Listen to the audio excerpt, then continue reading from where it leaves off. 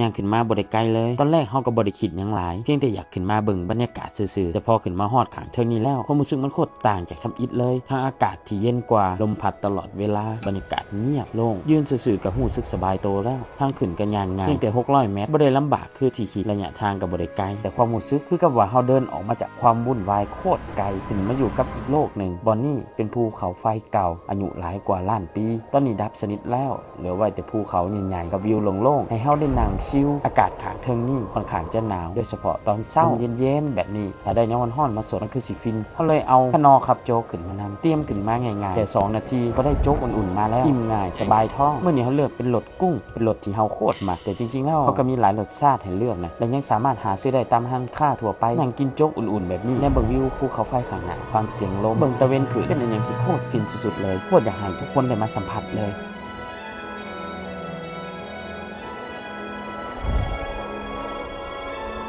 หลังจากเขาดื่มด่ำบรรยากาศเทิงภูเขาไฟหน่วยนี้แล้วเขาก็เตรียมตัวเดินทางกลับแถมทริปนี้เขายังมีเจ้าถิ่นลงมาส่งฮอดบ่อทริปนี้เป็นทริปที่โคตรมีความสุขเลยทริปต่อไปเขาจะพาทุกคนไปสายน่านฝากทุกคนติดตามเป็นกำลังใจให้พวกเขาหน่อยเด้อ